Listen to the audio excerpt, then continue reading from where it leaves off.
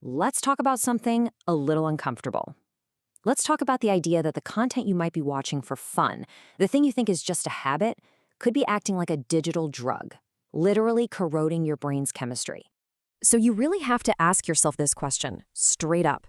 Is that thing you do for a bit of fun actually rewiring you for something much darker?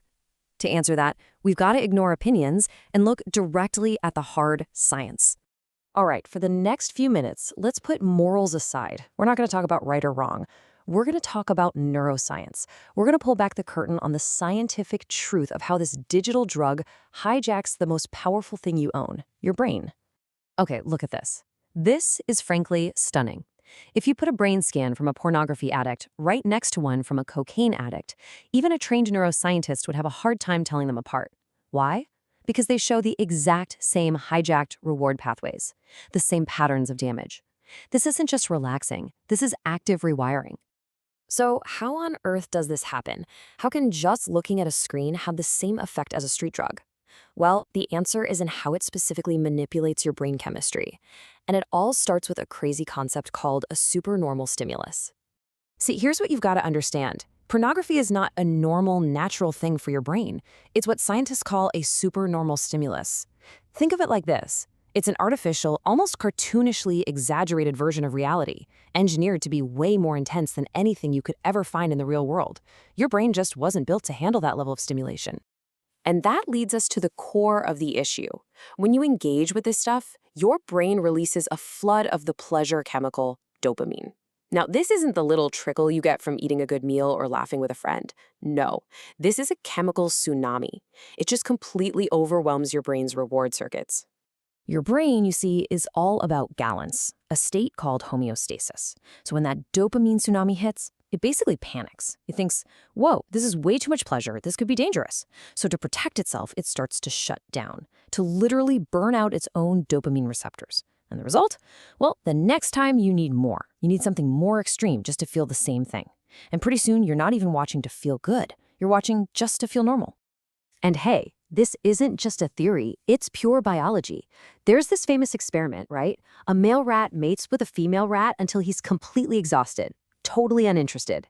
But then, the scientists introduce a new female. Suddenly, the tired rat is full of energy again.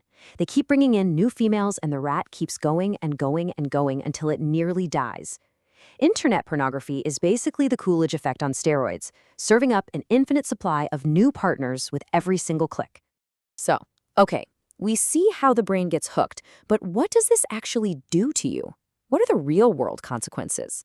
Well, the damage isn't just in your head.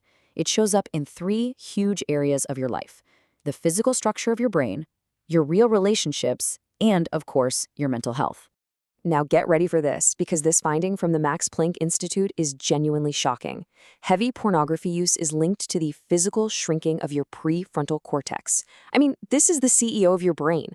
It's the part that's in charge of willpower, making good decisions, telling right from wrong, and it gets smaller.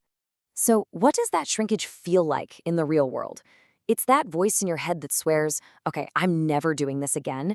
But then a few hours later, you do it anyway. It's because your logical, rational brain has been weakened. It's kind of gone to sleep. And your primitive, impulsive animal brain, yeah, that part's in the driver's seat now. The damage also seeps into our most intimate moments. A condition called porn-induced erectile dysfunction, or PIED, is becoming a serious epidemic for young men. But really, the principle behind it affects everyone. When your brain is trained to only get excited by the hyper-stimulating, perfectly edited world on a screen, it starts to struggle with reality. A real human partner, with all their beautiful, normal imperfections, just can't compete. The brain has been rewired for pixels, not for people. And that, of course, brings us to the mental health trap. And it is a vicious, vicious cycle. It starts with a feeling, right? Stress, loneliness, maybe just boredom. So you turn to porn to escape. But that little bit of pleasure is immediately followed by a wave of regret, guilt, and shame. And what do those feelings create? You guessed it, more stress, which then pushes you right back to the start of the loop. It's an engine that fuels itself. Okay, that was the bad news, a lot of it. But here is the most important thing I'm going to say. Your brain can heal. It is designed to heal. And I'm not going to give you some vague advice here. I'm going to give you a clear, science-backed path to take back control. First things first, you have to understand this core principle. You can't just stop a bad habit. It's like trying not to think of a pink elephant. It doesn't work. You have to replace it. Every habit, good or bad, has 3 parts: a cue, a routine, and a reward. The secret to change is to keep the cue and reward, but consciously swap out that routine in the middle. So, step 1 is to become a detective and find your trigger.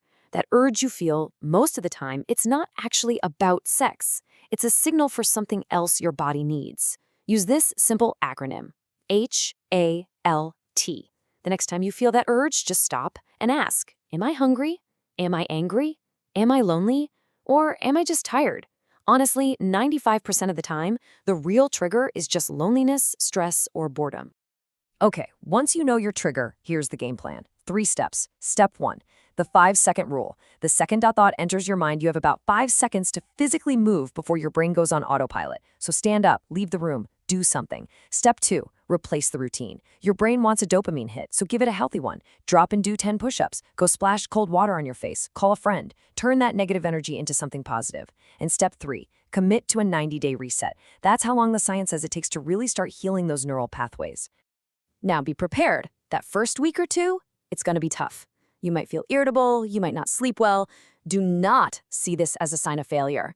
It's the exact opposite. It's a sign that your brain is healing. Think of it like a fever when you're sick. The fever feels awful, but it means your body is fighting the infection. Withdrawal is your brain fighting back. It's a good thing.